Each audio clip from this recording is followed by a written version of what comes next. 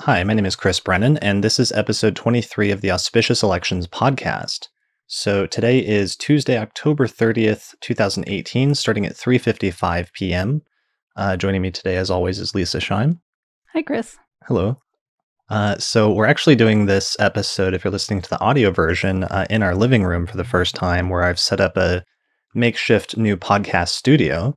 And this is actually our first episode doing a sort of test run to test it out. Yeah, and if you're watching it on the video, this is obviously really novel. This is the first time we've been in the same screen instead of two split screens from different rooms.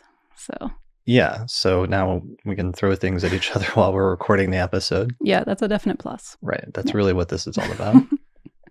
All right, so what we're going to do here today, as usual, this is episode 23. If this is your first time joining us, what we're going to do is go through at least 4 of the most auspicious electional charts that we were able to find this month for starting different types of ventures and undertakings using the principles of electional astrology. And how many charts do we have this month? We have 4 basic ones with 1 rising sign variant on one of them. Okay, so 4 charts with 1 variant. And these times are set for local time, so you should be able to use the dates that we give you and then recreate the same chart using roughly the same time in your location. So don't do any time zone conversions or anything like that, or you shouldn't have to for most of them. Just try to make it so that the degree of the ascendant is about the same as what we have in our example charts for each recommended election. Mm-hmm. And then just set it for your local, for where you are, and just make sure that the same moon applications are still happening as a double check. Right. All right. So let's try pulling up an actual chart and let's see what they look like. So we got the big screen back here to show charts, and then I can switch over to the actual chart as well. So where do you want to start? Do you have general statements about this month? I do. I actually have more general statements about this month than usual. And so it'll be an interesting mix because I think this month coming up, November 2018, is actually a little bit harder for finding really good elections, but there are interesting reasons why that we can talk about. Okay. Yeah. So some of the general things, we've got Mercury stationing retrograde in the middle of the month, but it's not a normal Mercury station retrograde. It's like stationing retrograde exactly square Neptune. Exactly. So that's one that we focused on in the forecast episode this month as being kind of problematic, but it's almost even more problematic in this context, in an electional context. Right, because you bake that in, to the venture. It's not just a transitory thing like it would be for, that day or few days or what have you. So this month, because of that reason in particular, Mercury elections are not the best to focus on for this month. Mm-hmm. Jupiter and Saturn are much stronger because Jupiter will be, as many people know, ingressing into its own sign of Sagittarius finally, about a week in on November 8th. And so you'll have Jupiter in its own sign and still, of course, Saturn in its own sign of Capricorn. So both of those are, I would say, strong ones to focus on. Right. And I think the featured election this month that we used in the forecast episode was one of the Sagittarius rising with Jupiter and Sagittarius elections. Mm-hmm. Yeah. Venus also will station direct about halfway through the month in Libra in its own sign, which you would normally appreciate for elections, but it's actually going to be hovering around exactly opposite, applying to Uranus that whole time too, which isn't super ideal. Venus in its own sign is great, of course, but if you make it really focal, then you automatically also have that Uranian instability or unpredictability baked into that piece as well. Right. So it'd be kind of tricky where normally we might want to make Venus the ruler of the ascendant, but then if you do that, you're going to have Uranus exactly or very closely opposing it most of the time. Very closely opposing and applying still, both. Right. Yeah. So that's kind of why I didn't focus on Venus too much. Let's see. The other thing to mention is that it's great that Jupiter is going to be in its own sign, but as opposed to the beginning of the month where Jupiter is still in the very end of Scorpio, then you have a lot of time degree-wise to get a moon application if you wanted to do like a moon-Jupiter election. When it moves into Sagittarius, then it's much harder in the beginning of its transit to get a moon application to Jupiter while also being in a sign-based aspect, because it'll just be like really quick and then separating. Right. So I think in the election that we highlighted this month, the moon ends up being like later in Sagittarius rather than applying to Jupiter. Yeah, exactly. So that's just a factor. It'll be, fine later, but just the beginning of this transit, that's just something to be aware of. Sure. And Austin noted that Jupiter actually sets pretty much right around the time it goes into Sagittarius, where the sun is catching up to it. And Jupiter basically moves under the beams of the sun within 15 degrees, pretty much around the time that it moves into Sagittarius, which on the one hand, traditionally in the Hellenistic tradition, planets that are under the beams but in their own domicile or exaltation are said to not be harmed by that. But on the other hand, there still might be some sort of hidden or less overt quality about Jupiter that might be not quite as ideal compared to later next year when Jupiter is still in its own sign but not under the beams. Right. Yeah, that's true. And then finally, I noticed an interesting thing where much of the month, the benefic of the sect and the malefic contrary to sect are square by sign, regardless of which signs they're in. So we start the month with Mars still in Aquarius, square Jupiter in Scorpio. And then later in the month, they both switch. So then Mars in Pisces is square to Jupiter in Sagittarius. So that's, if you had a day chart, for instance, you'd have, if you wanted to make Jupiter focal, then you're going to also have Mars focal, which, happens sometimes. But it's just notable that this month, that's true for most of the month, whether it's a day or night chart, because then in the night chart, you have Venus in Libra all month. And it's square Saturn. And so if you had like a Venus night chart, then it would be square Saturn night chart. Right. So here's an example. It looks like by the middle of November, Mars shifts into Pisces and then it's squaring Jupiter. So that really kind of removes that as like an election we would probably want to use for the most part, where we don't want to do Sagittarius rising and make Jupiter the ruler of the ascendant if it's getting afflicted closely by Mars. Ideally, there's one that has it in there, but we'll get to that and I'll tell you why. All right. It's a hard month for elections. So I noticed some people online actually saying that they were like kind of tearing out their hair looking for elections. And if this was your first month looking for some, it's not always this hard. This is actually a particularly hard month for elections. All right. Very, very good. Yeah. So I don't have any of the charts entered in here. Okay. So what's the data for our first election? So the first one is very early in the month, November 3rd. And that's going to be 12:59 p.m. All right, So, November 3rd. 3rd, Mm-hmm. 12:59 p.m. Mm-hmm. Here we go. Yeah. So with that chart, it's going to be about 21 degrees of Capricorn rising. You've got that one up? Yeah. So Saturn is in the first house in its own sign, and Moon is in Virgo in the 9th house, applying to a sextile with Jupiter in the 11th. And this is a day chart, so the Moon-Jupiter application is more positive, and of course Saturn is more constructive. Otherwise, we wouldn't put that ruling the ascendant.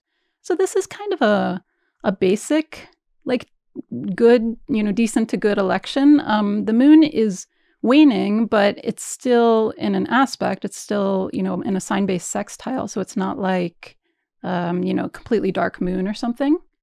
Yeah. So anyway, let's see what else there is to say about this one. I that's just kind of what it feels like to me. It's like, it's nothing like sparkling, but it's like a basic good election.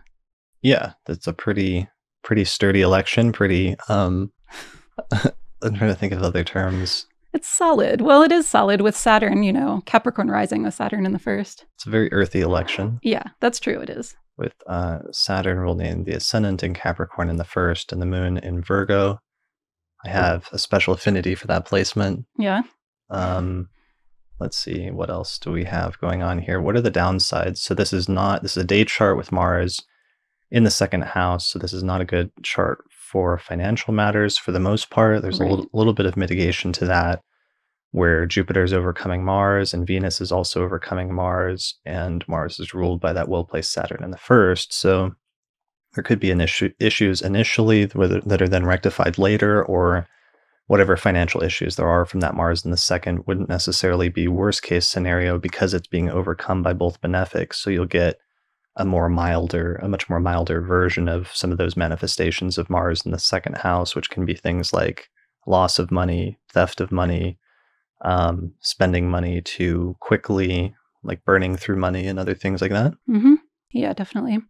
The moon is ruling the seventh house of partnership as well, either personal or business partnership. So since that's the application to Jupiter, it also could be a decent election for those kind of matters.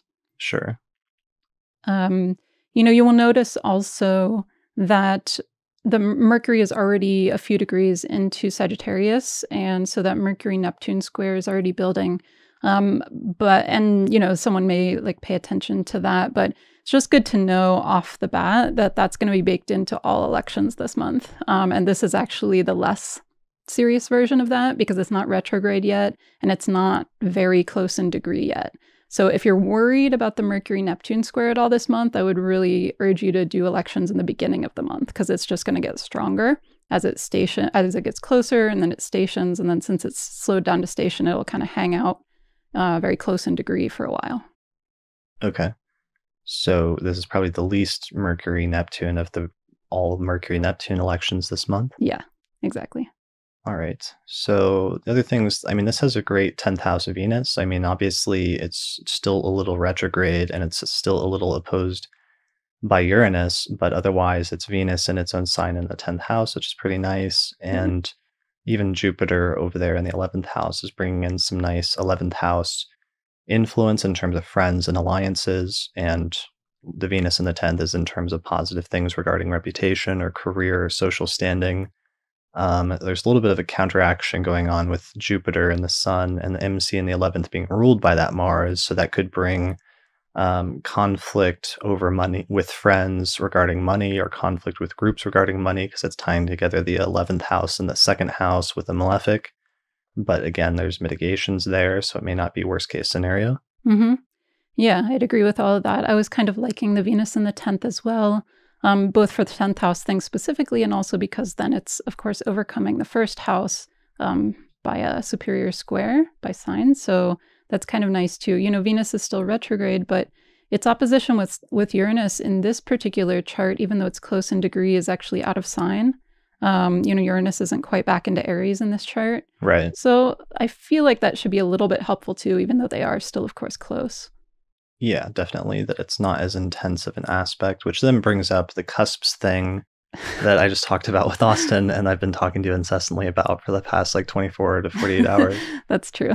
Because there's a lot of things I didn't get to say in that, but one of the things I'm not sure that I went into was when you have instances like this, where you have planets that are making out of sign aspects, and it's within 3 degrees, that's actually, it's not just bringing together the quality of those planets, but it's accidentally also bringing together the quality of the signs that they're placed in. And that in and of itself is the way that cusps can sometimes blur the distinctions between what are otherwise supposed to be pretty strong boundaries with sign-based aspects, but degree-based aspects are where that kind of gets messed up a little bit. Mm-hmm. Right. Yeah. Right. You're not wading into that debate. Whatever you say. All right. So that is the first chart. Uh-huh. Is there anything else to mention? What is the specific time chosen for this month? Why do we want the ascendant to be around 21, or why do we want the midheaven here in Denver to be around 15? A lot of the, yes, I'm glad you asked that, because a lot of the charts this month, you can play with the exact degrees and the exact time of the ascendant and the midheaven. Some of it they won't look as obvious because it's a lot of these aren't as obvious, like a benefic right on the ascendant or midheaven or something like that. Sometimes it's about avoiding something. And so, with this one, you could, if you wanted to, I at first had what it looks like you're doing with the animation right now. I earlier had it set to 3 degrees of Capricorn rising. Mm-hmm. Yes, I did, but I decided against it personally because I've really noticed that when Saturn is quite near the angles, especially right as it starts rising, but even sometimes as it just becomes angular, like in the 4th even, there becomes a sudden separation. And I know that we are emphasizing Saturn's constructive qualities by having it be a day chart and it's in its own sign in the 1st house. But I've decided after observing kind of Saturn near the angles in motion over time that I don't really want it right on the angle because I feel like it's too severe of a Saturn. Okay. Yeah. I don't know. I mean, that then goes against, on some level, the whole premise of doing a Capricorn rising chart, though, doesn't it?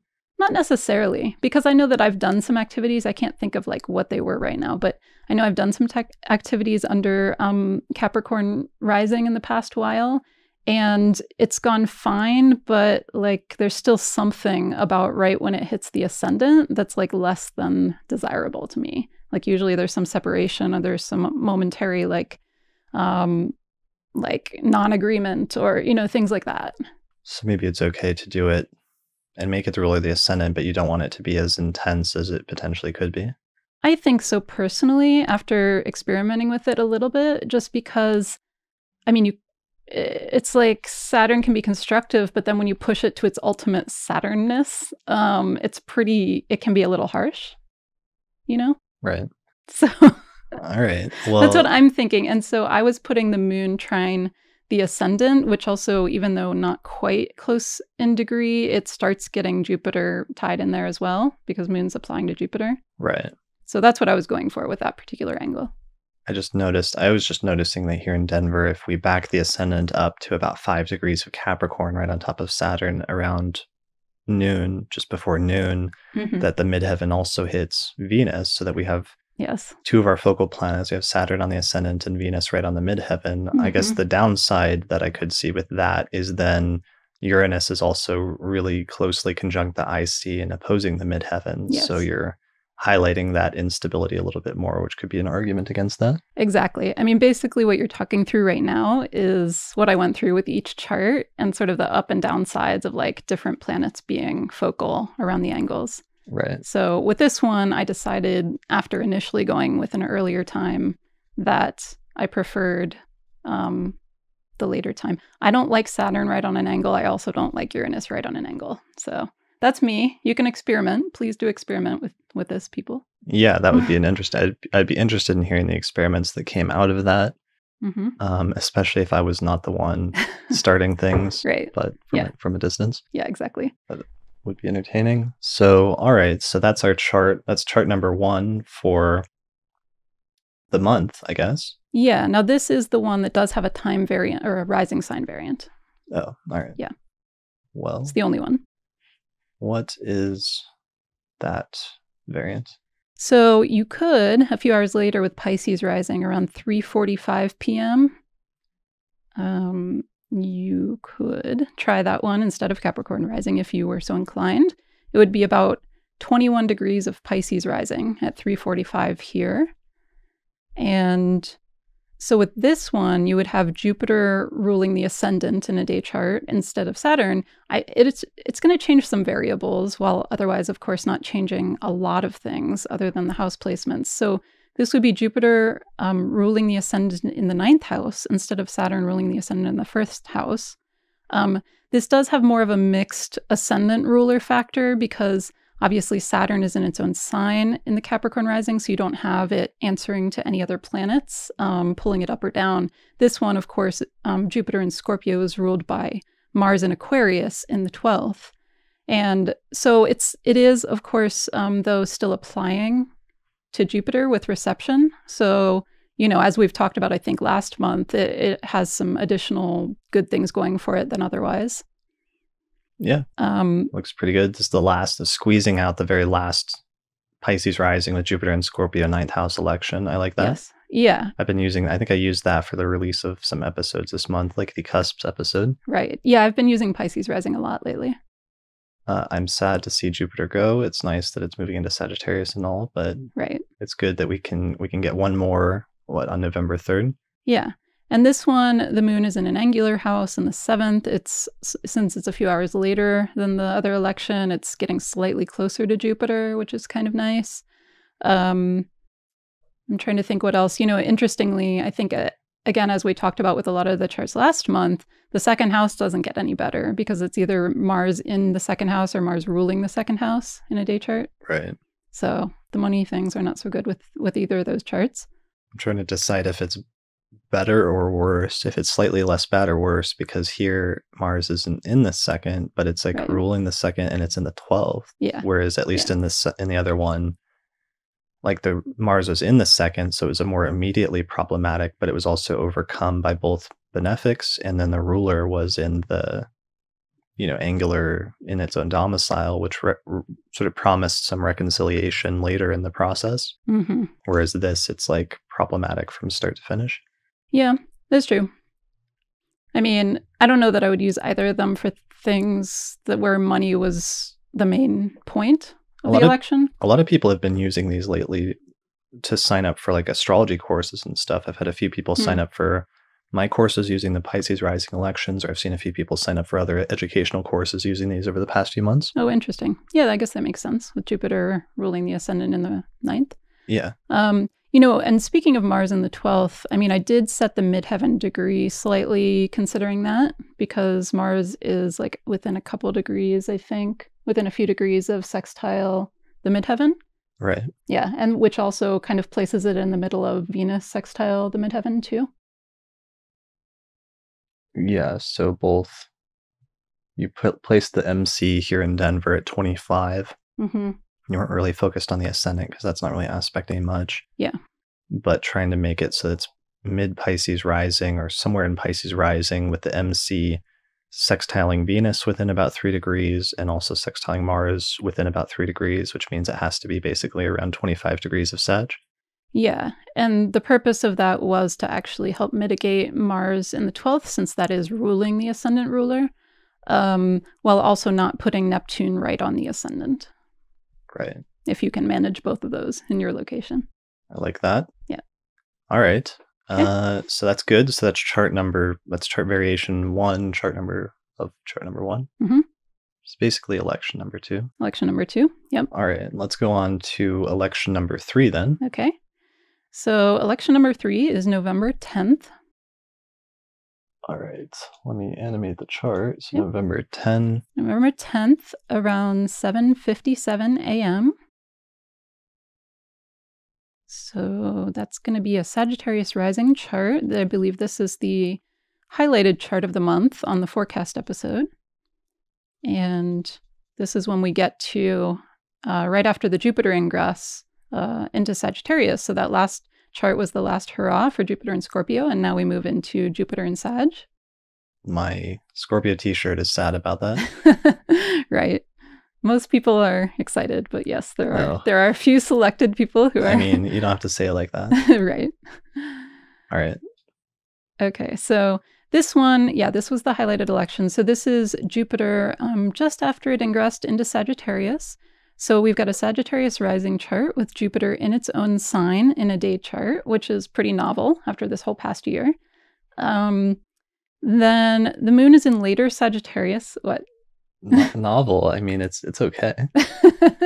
Well, just that we can. That was neutral qualitatively. It is novel that we can use Sagittarius rising while the ruler is in its own sign. How dare you? So, anyway, this is the part where we should be throwing things at each other. Yeah. Yeah.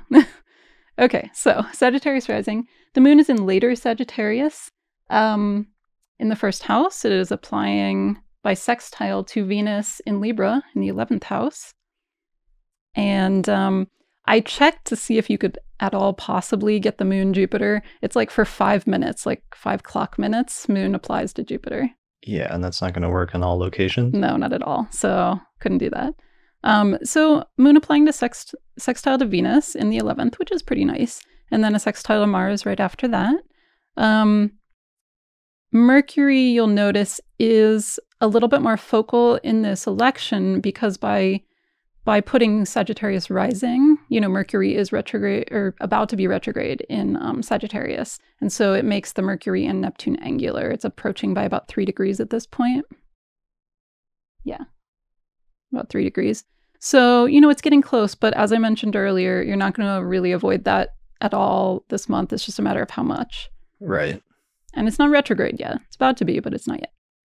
And you picked the time on this one so that the ascendant would be early, conjunct Jupiter, but also, at least here in Denver, the midheaven is sextile the sun exactly in order to mitigate it a bit from that 12th house position. Exactly. Yeah. Yes on both of those. So the midheaven might not do that where you are. So just double check the chart and see. Yeah, it's really going to depend on your location. But some people should be able to get early Sagittarius rising with the midheaven around 18 degrees if you just try to adjust it and see if you can get that in your location. Mm-hmm. Yeah. And then it's not imperative that you get the specific 3 degrees rising. So, you can play with that a little bit if you need to in order to get the midheaven better. Right. All right. And this chart has Mars in the 3rd house. So that's the major downside. Yeah. So things involving siblings or maybe buying a car or things involving coursework, education or teaching or speaking may not be the best election for that. That would be kind of the downside of that one. Right. Short distance travel. Travel. Yeah. Saturn in the 2nd is not super great for finances initially, and it would indicate the development of financial and material matters slowly and perhaps with some difficulties at first, but eventually in the long term it becomes more of a strength or something that works out positively, but it might take longer than expected. Yeah, definitely. I would say this is a better financial chart than the previous ones. It's interesting how prominent, though, that Neptune is down there by the IC when we have 18, the midheaven at 18 Virgo and the Neptune at 13 Pisces. I know. But it's hidden. It's in that most hidden part of the chart in the 4th house about the foundation and the home, whatever the foundation of your election is, having something mysterious or nebulous about it. Yeah, I mean, what I was going to say actually that I didn't yet about the overall feel of the month is that in addition to Jupiter and Saturn elections being stronger than Mercury, because Mercury is so tied up in all that nebulousness this month and, potentially miscommunications with the retrograde, I feel like the elections this month are much better suited for things that are involving enthusiasm or things like that, excitement, things that you're trying to build excitement for that aren't very seriously dependent on hard facts. I mean, because there are things that you want to do that are like that. It's not to say that you want to use these to lie, but it's just things that their focus of the activity is more about enthusiasm rather than specifics. Yeah, on the forecast episode, we had some keyword about the power of optimism with just Jupiter and Sagittarius in general.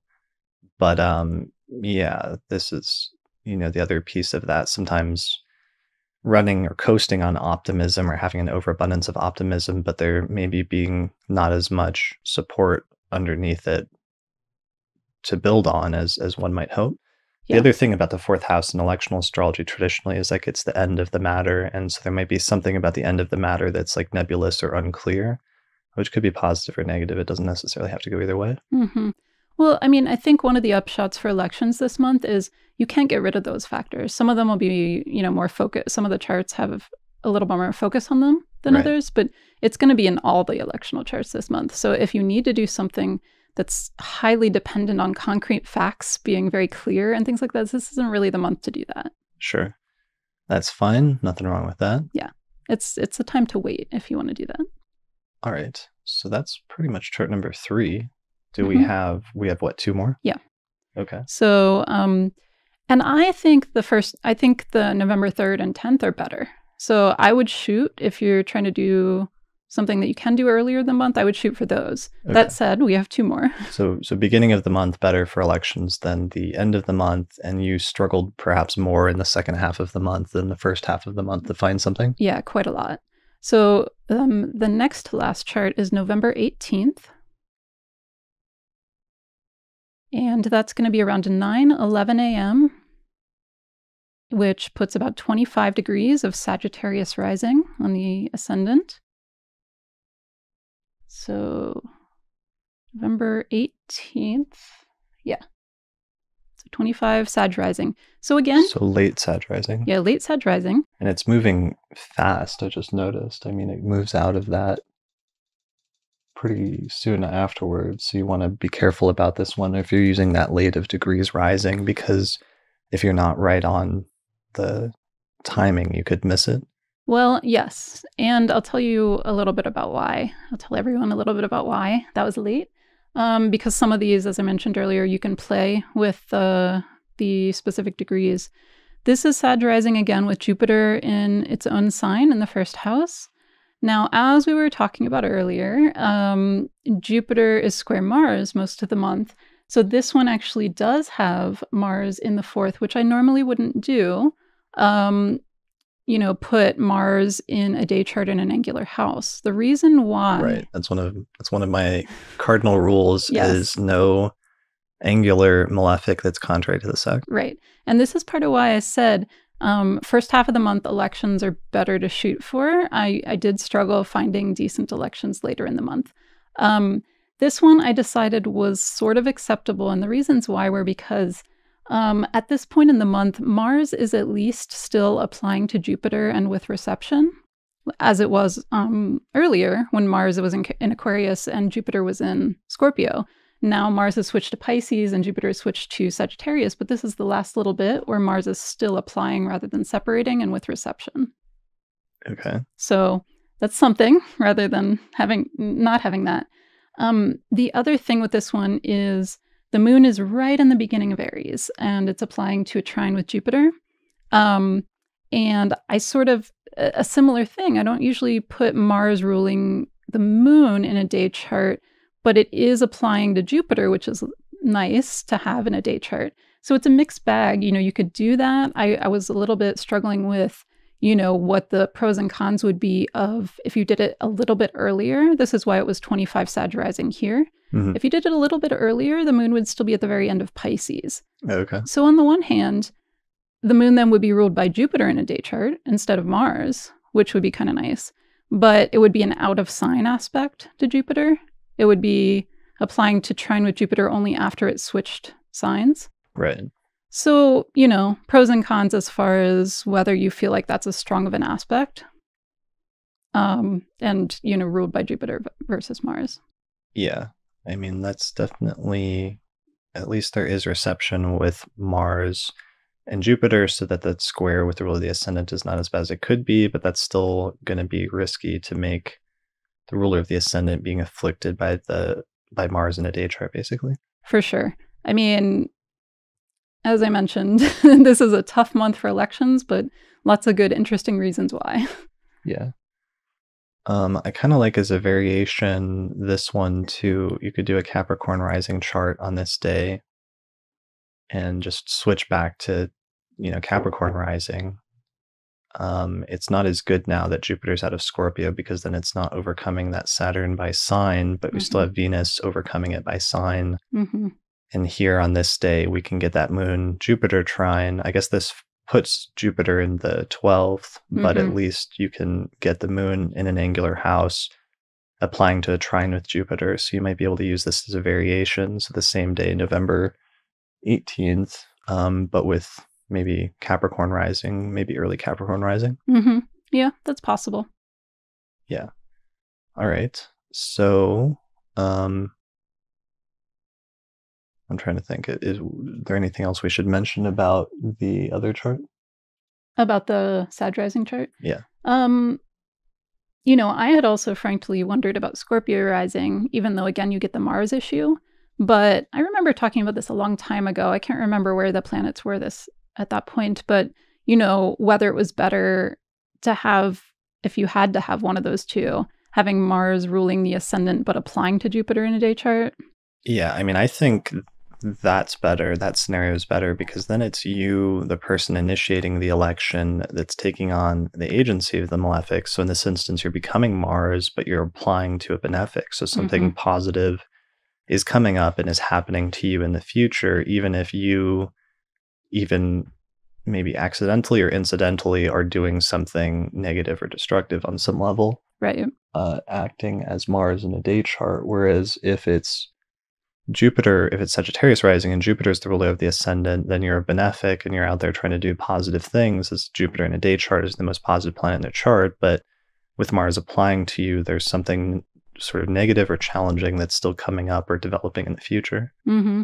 Yeah, I mean, I haven't experimented with both enough to like really say empirically which ends up being better, because I could also see the plus side for just like having the benefic ruling the ascendant, and just Right. like the thing that is challenging you is incidental to you, Yeah, and because there's reception, it might be a minor obstacle or challenge or annoyance that comes up, like you stub your toe or something that day. Well, and that's the only reason I used this chart as acceptable at all, was the reception still happening, reception and applying still happening. Right. Whereas later in the month, it doesn't.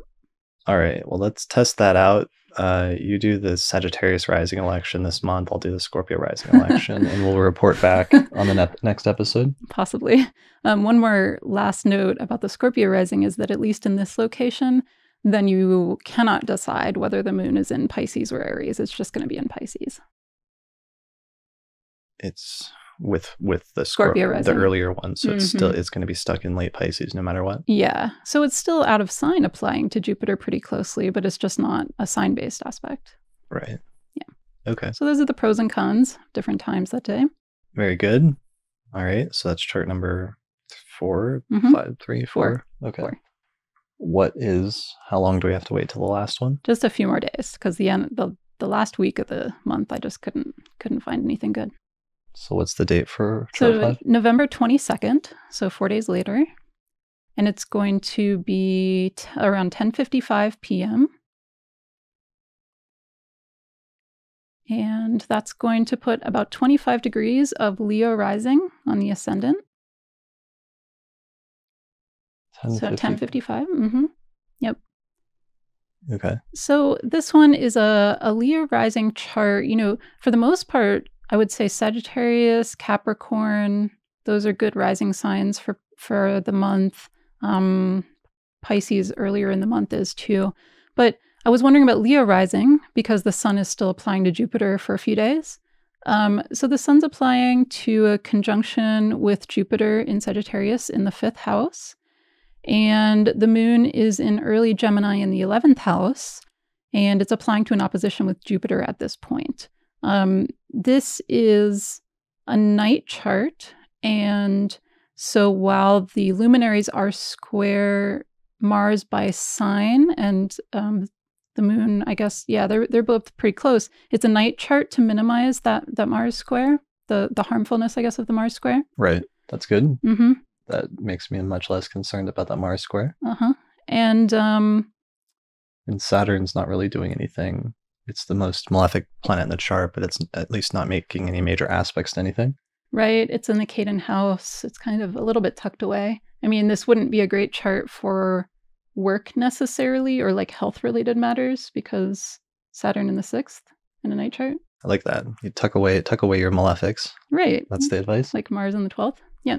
I mean, I guess the main downside I would see to this one is that the moon is ruled by Mercury, and I try not to do Mercury-ruled moons while Mercury is retrograde, generally. But I just couldn't find a better chart. And so, this one does have Mercury retrograde, square Neptune ruling the moon. Right. So, yeah, that's a full moon chart. The moon is going to be very bright. But, that's looking pretty good. It's a 5th house election. Any advice for a 5th house election? So 5th house elections, I mean, just things involving creative pursuits, like artistic pursuits. Don't smirk at me. I'm going to go through all of them. Right. So creative, like performative things, like 5th house often has to do with like artistic performance. So it'd be good for that. It could be just good for recreation in general, going out, having a good time. Of course, the 5th house also has to do with sexuality, pregnancy, children, things like that. I mean, the only thing I would say about the other thing I would say about the moon is that was part of, at least in this location, why the ascendant was late, because I was waiting for the moon to actually be applying directly to Jupiter rather than just in opposition with the sun. Okay. I mean, that's okay. I mean, that might not be a huge requirement just because it is. How fast is the ascendant moving here? Because it's probably changes signs. I mean, it's not super fast, but yeah, this is another one where if you're not ready to start whatever it is, and you have the ascendant that late, it could switch if you're not paying attention. Mm-hmm. Yeah. So pay close attention to the time, and if you wanted, or if you weren't concerned about that, you could also move the angles earlier and try to make them aspecting some of these different planets to mitigate some of the placements. Right. You could even, if you did early Leo rising, then of course you would have the Sun-Jupiter conjunction trine the ascendant. Yeah, that would be nice. Yeah. Although I guess here we're a little bit mitigating the third house Caden Venus by making it sextile, which is at 26 Libra, so making that sextile the ascendant. Mm-hmm. Yeah. But the MC is not otherwise doing anything. Right. All right. And that's the final election for the month. It is. Yeah. All right. Oh yeah, and this has Saturn in the 6th, so it's not good for sixth house matters pertaining to like health, subordinates, right, things like that. Yeah. All right. So don't buy any slaves during this, as the Greco-Roman astrologers in their electional texts, right, which are not that useful. Yeah. Maybe don't apply for your dream job using this election. Right. Or like hire somebody. Right. Don't hire somebody with this. At this time. Although, it's like 11 p.m. But well, definitely don't hire anybody. Right. All right. Anyway. Moving on. So that's the final election for the month? Mm-hmm. All right. Well, I think we did it then. That is the chart. Any final words or anything that we need to cover that we have not covered so far? I don't think so. I think we've talked pretty thoroughly about kind of the overview of this month. Just focus on Jupiter and Saturn. Maybe don't do elections this month if you can wait for things that are absolutely necessary to be fact-based and, the details need to be ironed out. Like, be careful with contracts this month. Or major, like, long-term elections. Like, there's going to be some really great Jupiter elections this year now that Jupiter's in Sag. This isn't necessarily the best month to go for that, so that if there's something super important that you can put off for a few months, it might be worth it. Yeah, I think so too. This is just a nice little introduction to Jupiter and Sagittarius. But yeah, there'll be probably even better ones coming along. Yeah, I'm sure. Yeah. All right, awesome. Well, I think that's our time. We're up to 42 minutes. So that's it for the first in-studio episode of the Astrology podcast, The Auspicious Elections, a monthly podcast with Chris Brennan and Lisa Shine. Mm-hmm. Yeah, it's been fun. If you're watching this by video, please write in and let us know what you think of the new setup. Yeah, so we're going to attempt to record some horoscopes today. Yeah. Using this setup. We'll see how it goes. We had a nice Pisces rising election for starting this one. So we got, again, to use another one of those Jupiter elections in the lovely, lovely sign of Scorpio. Right.